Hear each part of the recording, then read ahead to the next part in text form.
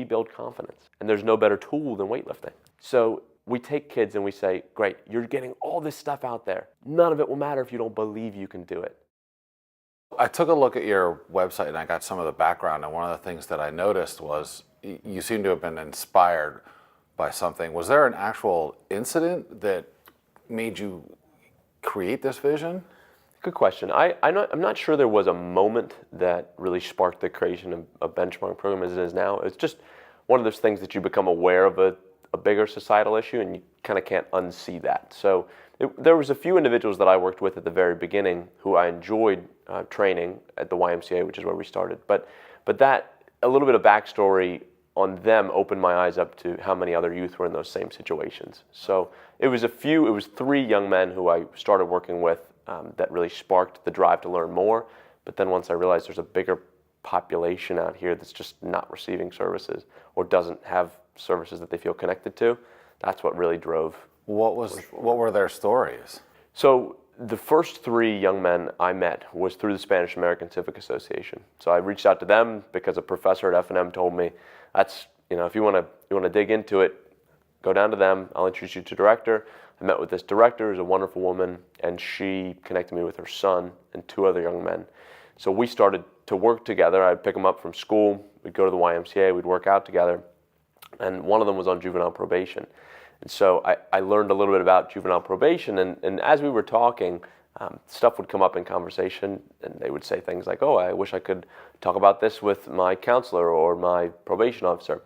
So I started to think, well, why aren't you? If their job is to dig deep and help you through these issues, why, there's something wrong with the medium that they're interacting with you in it's not revealing these issues. So I thought, well, maybe there's something to it. And those kids started to bring their friends and their friends.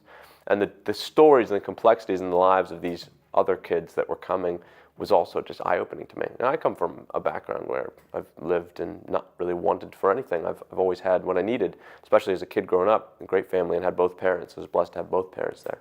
So to see that kids were getting by and doing the best they could without that, I realized it's really not too hard to empower them to that next step. I was just always under the impression that if you were going to approach at-risk teens, young men and women who have a complexity of issues in their lives, you need some certifications. You must need a ton of training to do that, or you must have years of experience. And I was starting to figure out that really that wasn't true. Okay. Like this kid, because I was a kid at the time too, is in the weight room training and exercising and just talking. Yeah. And we're working through issues together, and it's meaningful to them. So that was my confidence booster that gave me the drive to take this to the next level. What was that next level then? So you have these 3 kids that you're working with. Where did you go? Like, how did you put it to paper and then build it to this? So the next level from the initial 3 was 5, and then 6, and then 10. So I just knew that as an individual I had more of a capacity to run, and this is super simplistic. I just thought, well, I have a capacity to train more than just 3 kids at a time.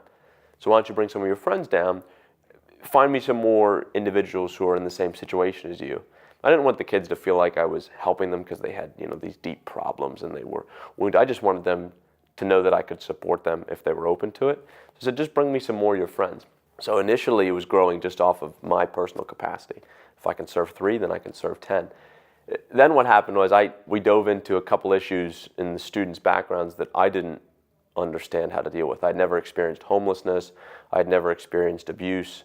I'd never experienced food scarcity. So at that point I realized, all right, I can handle this many kids, but the conversation that we're now opening up to, I can't handle anymore. So I was at the YMCA, had access to individuals of diverse backgrounds there, and I started to connect with some folks and say, look, this is a program I'm running in the evenings. I'm calling it a program. It's really just a little personal venture of mine. Would you consider coming and just sharing some of your story with the kids? And so then we had these adults coming down who were from similar backgrounds to the kids. And I was facilitating the connection then to say, well, I also struggled with homelessness, or I also struggled in a single parent household where, these issues existed. I struggled through that too, and this is what I did, and now you can achieve it too. And there's something to be said for having a kid who's struggling walk into an environment where they see someone like them who's already been there. If you walk in and you see me, white, middle-class American male, there's a distance there. Like, oh, well, he did it, but we're different, right? So that's why he did it and I didn't. But when you have these young people coming in and seeing adults who look like them, who have been through the same situations as they have and are succeeding, or that they've achieved success, that's empowering. Without getting into names and dates and stuff like that, can you give me an example of one of these struggles that these kids have gone through that you've helped them out of? Mm-hmm. So the one that stands out to me, so working in and around the drug trade is something that's quick money. It's relatively entertaining. It's very entertaining. It's pretty easy to pick up. There's a social structure that comes with it, and you can climb kind of a ladder of respect if you're into that kind of thing. And it provides very quick income for kids with relatively no barrier to entry. So I started to realize that a lot of my kids were making money that way, and they had gotten busted for doing that, and they ended up on probation. And I'm speaking anonymously, but there was a number of kids who were in that situation. So here I am, and the logical suggestion for me as we work out in this gym environment is, well, let's just find you a job. If you're selling drugs to make money, let's just find you a job. And most of them are like, okay, yeah, great, let's do it. So we sit down, write the resume, and this is after we had our own space. So we had moved out of the YMCA after a year, and we had our own space in the computer. So we're writing these resumes, we're applying for these jobs, and we can secure jobs for a couple kids who had been down this drug dealing path. A couple weeks in, there's a dispute with the boss, and they're out. They didn't ask me, they didn't know how to handle it with the boss, they just said, I'm out here. I've been disrespected. So I've been disrespected, so I'm out. No one in their lives had modeled how to handle a dispute in the workplace. And I hadn't modeled how to handle a dispute in the workplace because I didn't think it was an issue. But if you have a problem, you confront your supporters and you also confront your employer, and we all hash it out together. That wasn't the case. The other issue is, why tolerate a workplace where you feel disrespected, whether or not you have or haven't? You feel disrespected in there when you know you can go back to the alternative, where you're making a lot more money, tax-free. There's a little risk there, but they don't see risk the same way that we do. The individuals that we get at the beginning of our program don't see risk the same way we do. So it's very quick to say, well, we'll help me get that job, but I don't really need it. I'm just going to go back to doing what I was doing. I can support my family that way, and I can afford some of the things I want. Like I can afford some apparel and perhaps a vehicle, and I can support some of my family with this. So that was one of the major issues, and we're still trying to figure that out. Yeah. That's when people ask us about in the business world, and I'm not saying this happens often, but people ask, who are your main competitors? You go and you talk to a donor and they ask, what are the other programs that are like you that are out there serving these kids? And there are various, but the only organization, the only entity that we've ever considered a competitor is this drug trade. It steals more of our kids than anything else, and it provides more incentive to them. I mean, it's cash, and there's a whole culture that's behind it. Right, so I'm asking you to come to Benchmark program as a young woman or a young man and then step away from all that. To follow a dream that I have for you, that you've never had modeled for you. And the worst part is, to do what I want you to do, you have to go back home and say goodbye to all your friends. Not all your friends are dirty. You have to say goodbye to a large part of your friend community that is now asking, why are you following what that guy tells you to do? Who is he to you? And then these kids have this reflection. They're like, well, he doesn't really know me. He seems to care about me, but he doesn't quite understand these problems, so I'm going to go back to doing what I do. Yeah, how do you handle that? Persistence. Being consistently here. There's nothing I can do to handle that. It's way outside of the only thing we can do is say, well, we're going to be here. Like if you decide you want to come back down, we're going to be here. If you want to talk about it, we'll be here. And if you choose to become affiliated with that again, or you choose to continue doing that, I can't, no one's mandating you to come to this program. And I'd be happy to help you find alternatives. I hope nothing bad happens to you, but I'll be here. And so we wait. Now, we touched on money for a second there. Where do you get your funds from to run this place? Individuals, and mostly just individuals. We started, this is a trimmed down program. This hasn't been the kind of program that's grown on a normal nonprofit path. And most of that's because I never studied business in college. I've learned everything by just doing this, by trial and error, and perseverance and pivoting. You know, we go one path, we try something out, it doesn't work, or it does work, we either keep going or we change directions. So I learned pretty quickly that if I wanted to move out of the YMCA, I needed to raise money to afford rent somewhere. So I reached out to family and friends and asked family and friends, and we just we figured out we needed, you know, $600 or so a month to rent the gym space, and then we started to pay for insurance too, just for safety, and we had other nonprofit expenses starting up just to get everything cleaned up. So we had a finite amount, and as we got more kids, we realized that amount needed to grow, but we had these incremental steps that it was easy to just reach out to people in a very transparent way and saying, we all work during the day. At this point, it's not our full-time jobs, but would you consider helping us advance this work in the evenings? And people latch on. And there was eventually enough for me and the board of directors that I set up to say, all right, Will, here's your stipend. And the stipend is now a full-time thing. Oh, wow. But it really, there's been no individual massive donor that's rocked our world. Okay. You know, there's been a few key donors who have donated substantial amounts, and we're so thankful to them. But nothing is, you know, we're stepping along in a natural path that feels natural. Are you looking for someone to come in and rock your world with a big donation? Yeah, it'd be great. There's a book called Small Giants that's just all about these businesses that are incredibly powerful but small, because they focus on quality above anything else. So I don't want to. I'm not ready to step away from the day-to-day service of the students. So I'm going to spend more time during my day, even though this is my full-time thing, dedicated to student service instead of dedicating to business building. So what is the long-term goal of the program? So the long-term goal for Benchmark program is a sustainable model, something that could be moved around to another community. Okay. But it has to be something that can be grown from within that community. So when I say model, I just mean something that York could look at or Columbia could look at as a separate city, not in Lancaster, and say, well, here's how we understand this business to work. Here's where the resources come in, and here's how the resources are allocated out. This is how many kids you serve. As long as we provide the community input, so as long as we provide the people who are going to run it, it makes sense to us. So when I am working on the business, when I'm not working in the business and I'm working on it, I'm working on that model. So what are the key pieces? You can't exist on individual donor dollars forever. So what entities are going to fund us?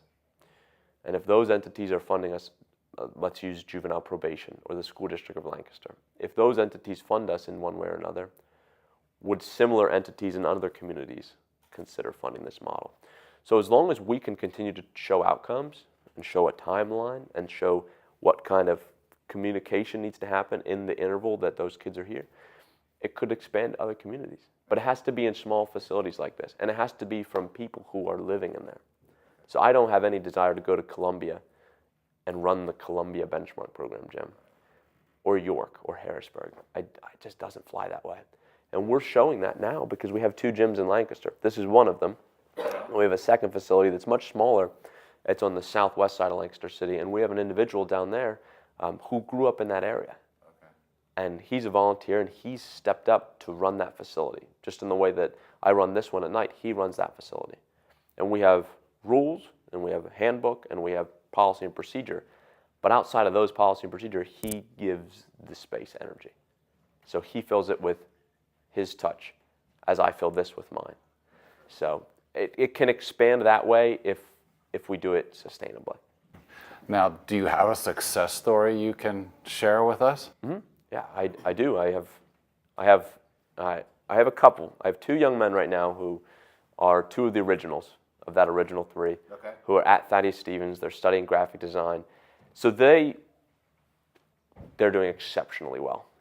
One young man is on the full Thaddeus Stevens scholarship. He went with Benchmark program in high school, through high school. We helped him get into Thaddeus Stevens, off on his way, and they got into the 3-year program. The other young man, same thing, with us through high school, experiencing hardship. His mother passed away when he was young, got to Thaddeus Stevens. He was on the scholarship as well. There was some financial aid issues at home for this young man, so he lost his Thaddeus Stevens scholarship. But he got a job. We were able to get him a job at a restaurant downtown, and he, for 3 years, has paid his tuition with his time working. He's exceptional. And the other young man who's there on the scholarship is exceptional as well. But this individual has gone to school, lived on campus, gone to work at night, done an exceptional job at work, been promoted, and then continued to get his way through school. So he'll graduate without the debt, but because he paid his way through it. And a lot of this work is done in the gym, and a lot of it's done outside of the gym, right? Like connections start here, conversation starts here, but some of the meat and potatoes has to be done outside. Like if I have to go and stand with you in a financial aid office, we can't do that in the gym.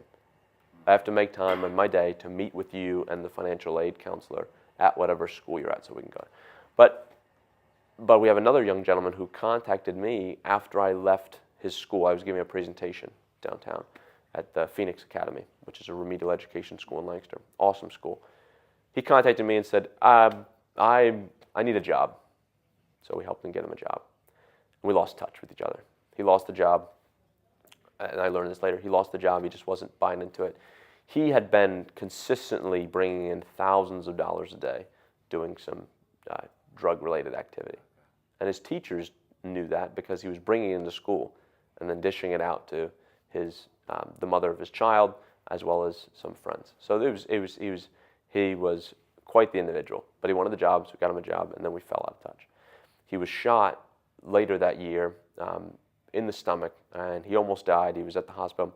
And I was leaving on a trip to Honduras. I was doing some mission work down there. And as I was in the airport at, I guess it was Dulles, I got a Facebook message from him saying, I don't know if you knew, but I got injured in this activity that I was involved in, and I've decided I want to change everything. So I was like, great, let's get together and do it. That was 2 years ago. So now he and I have been back and forth. He's been in trouble, out of trouble, in trouble, out of trouble. It's been so hard for him to break away from that lifestyle. But we had a goal initially of getting him into Champs Barber School. That was our thing. Like, we just want to get you into Champs because we know that that's your ultimate dream. Every other job before that is just going to be biding your time until you can get to Champs. We couldn't figure out, he had to graduate high school first, which he did successfully. We couldn't figure out how to get his financial aid worked out. Parents were refusing to sign. I mean, it's hard to trust. I'm an outsider to the family, so when I come in and try and advise them on their finances in regards to financial aid, there's like an immediate stay up.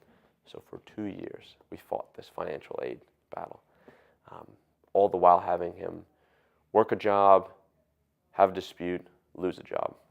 Work a job, have a dispute, lose a job. Homelessness set in.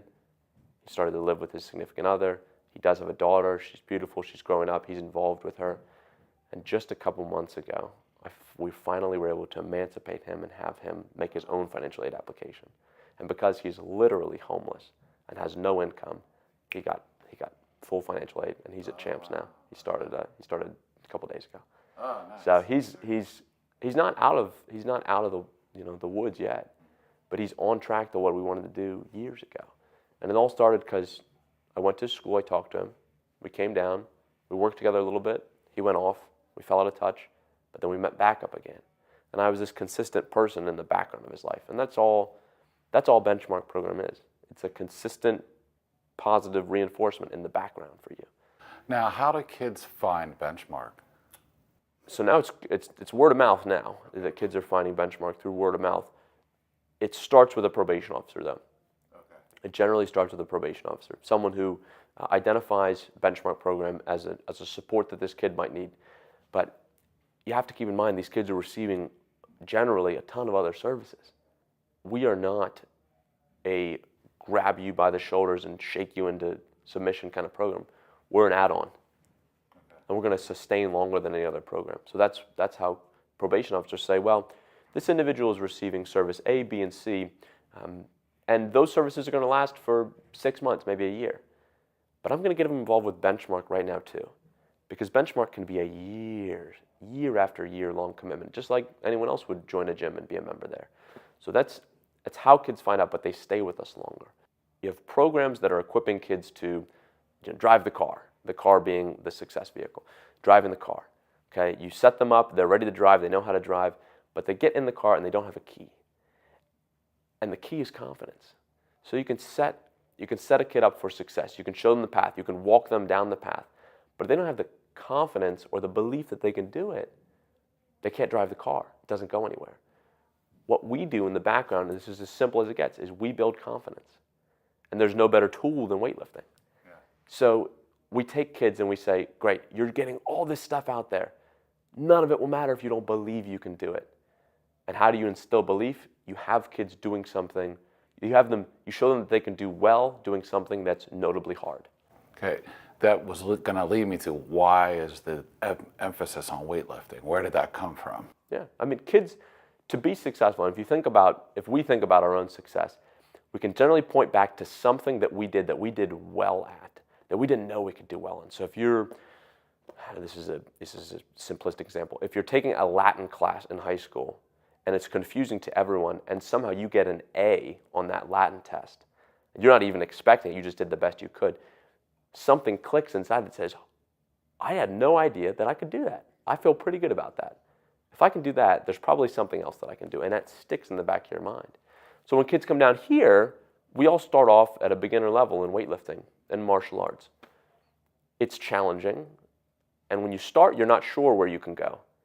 But if we provide the environment to encourage you and help you recognize how impressive it is that you just lifted that weight, you just overcame that barrier, that sticks with you in the back of your mind. That's the confidence you need. So when you have that kind of belief in yourself, all the other stuff falls into place. Then the other programs that you're involved in are actually going to be useful to you. Because if you don't have the ignition key, none of that matters. So it's very simple, and that's why weightlifting is such a beautiful tool. And that's why at the beginning I said I just assumed that it wouldn't be that simple. I mean, nothing we do is simple, but it wouldn't be that clear cut. You know, don't you need 1,000 different certifications? You need your clearances for safety reasons. Yeah. But, you know, don't you need 1,000 different clearances and trainings in college and grad school to work with at-risk teens and help them? Absolutely not. Just compassion. Yeah. And a medium that's useful, a teaching tool. And there's no better way to teach confidence than weightlifting.